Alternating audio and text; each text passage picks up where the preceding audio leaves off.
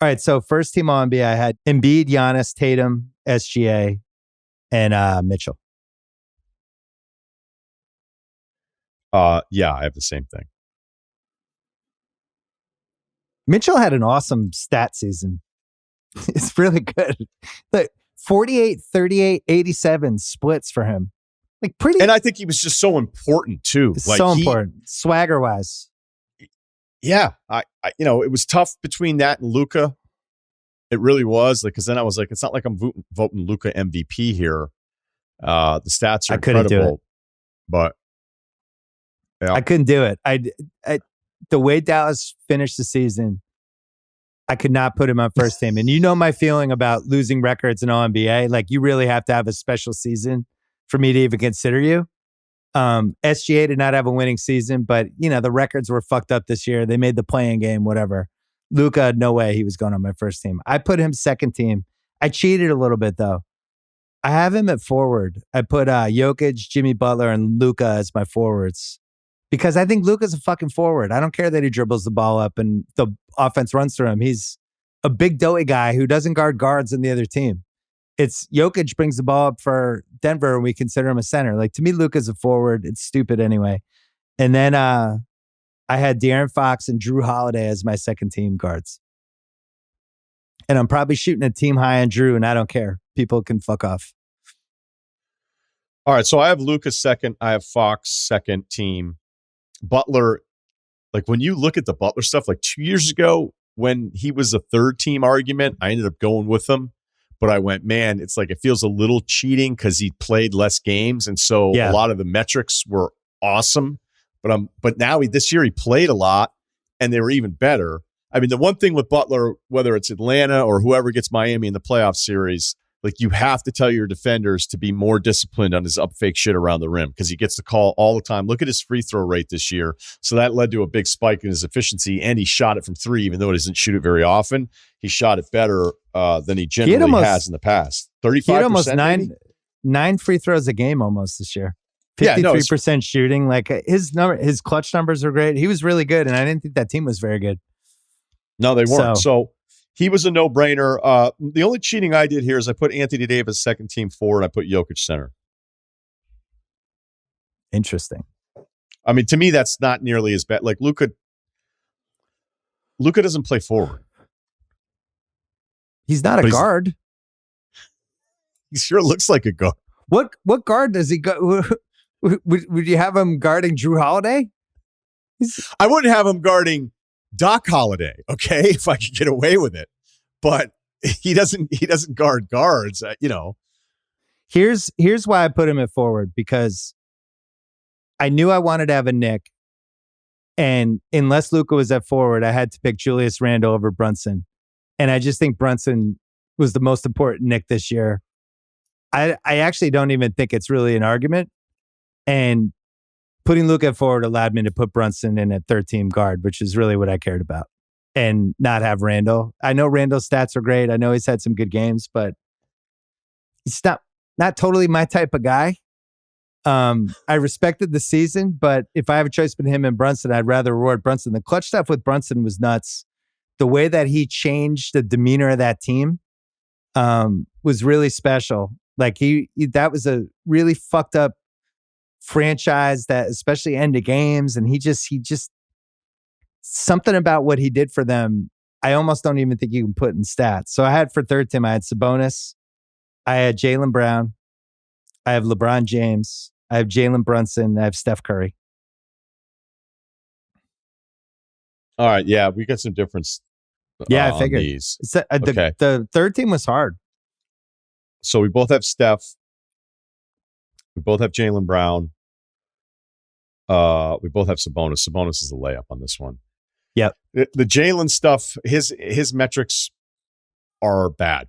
He didn't get to the free throw line enough, and turns it over too much. But if you think about how long the list has to be of guys, hey, we need a bucket right now, the list is not that long before you get to Jaylen Brown. Like, that's just how good he was, especially when, like, everybody else sucked.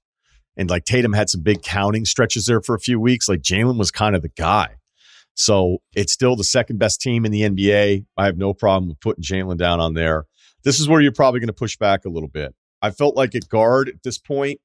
Wait, can we hold on Jalen for 1 second? Yeah, sure. Because there's some on-off stuff with him that I think is the way you ding it. If you're saying like, no, he actually wasn't on-NBA. Look at the on-off metrics, all that stuff. First of all, their bench was awesome. And that's always going to skew the on-off metrics the same way. Like Denver's bench was not good. So Jokic looks even better when he's on-off. I just think Boston was the second best team in the league. And the biggest reason was because of those two guys. And if Tatum didn't have it one night, Brown always had a way of stepping up. Like he's just, the two guys together were the Celtics and then the role players. But every team they had to play, it was a huge game for the other team. And you got to carry that for 6 months. And those two guys were the ones that carried it. They got a pretty crappy Marcus Smart season, and I think the fact that White was able to step up really helped them, but Rob didn't play really at all. They couldn't count on him the whole year. Horford, they started really being careful with the last 2 months of the season, but Brown and Tatum were the constants. And I really think it's important with the All-NBA to have the two guys from the two best teams if you can do it. That's why I wanted Holiday and Jalen. So, all right. So what was your third team guard that we disagreed on? Dame. Yep. Okay. I didn't love it. I'm not against it. But the team sat him down. And his offensive season's like incredible. And since the team's the one that shut him down, I felt like I was dinging something really special by not putting him on third team, where that's where the Brunson part of this kind of sucked. And then I didn't know what to do with Randall. And then my last forward spot, I went with Lauri Markkanen because that team wanted them to lose towards the end and we're sitting him down. He was so fucking good this year, man. He's my most improved player too over Shea, just because I feel like with Lowry, I wasn't sure what it was going to be. Hey, nice player, makes some threes, it's good size and whatever. And now it's like, holy shit, this guy's going to be a max dude and was the go-to guy on a team that was exceeding expectations for 80% of the season. Once Utah tried to, recalculate what their expectations were here for the rest of it. So, third team, this is again where you have some standards. You're way more married to the one loss record thing than I am when it comes to the third team stuff, where I just think I personally I'm surprised you went LeBron. Well, first of all, he was really good when he had the right people around him. He got to my 55 game limit, and I just felt like he's one of the best forwards in the league, right? KD was the one I had the biggest struggle with. I was like, do I actually break all my rules and is it his fault that he got hurt twice? But 47 is just not enough. The Dame thing, he only played 58 games. I just feel like most of the games that he played didn't really matter. That wasn't a good team. I think this was reminding me of the Beal Wizard season when Beal got 30 a game, and it was like that team was never good. And if you are a really good scorer and you want to score a lot of points on a team that's going nowhere, you can do it. He had 71 against the Rockets. He had 60 against Utah. I just couldn't get there with it. I think if he had played 65, 66, maybe I'd start thinking about it, but I don't know. That team's going to finish 33 and 49. So I couldn't get there. I just felt like there are better choices. The shocker for me was how easily I just knocked Ja off the team. Ja was, I think, first team All-NBA before all this stuff went down. He ended up only playing 60 games. And I didn't really consider him. I thought Dame was the hardest out of all of these. And maybe Randall, but I couldn't get there with Randall. Yeah, I can't believe, like, even when Ja was coming back, I was like, well, what are you going to do here? But the guard thing got really crowded, man. I don't feel good about leaving Brunson off. The Drew part of it. You're giving him a massive bump for the All-NBA. And maybe you're right about that. I didn't really, like Ja I had a hard time with. I know some people have probably floated the Kawhi stuff out there as well. That wasn't that hard for me to leave him off personally. I actually thought for me, the second team Drew is surprisingly easy. And I know I'm a huge fan of his. I get it.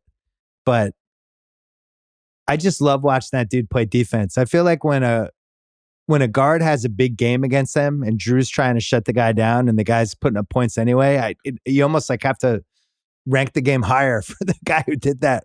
I'm just always so impressed by all the stuff Drew does. I feel like he's the big kahuna right now. Like if you're a guard and you're going against him, you better fucking bring it, you know? And offensively, I really liked the stuff he did this year. I thought he had an excellent season. All the metrics were great with him. He played enough games, and to me, that was a pretty easy one. The crazy one for me is Fox, who, you know, I know we knew this was coming, but just what a turnaround from a guy 18 months ago. I thought like, ugh, what is this guy? Is this? I think we had him on worse contracts, maybe, or maybe on the you did. I did. I don't know. I just never could get there with him, but he flipped it.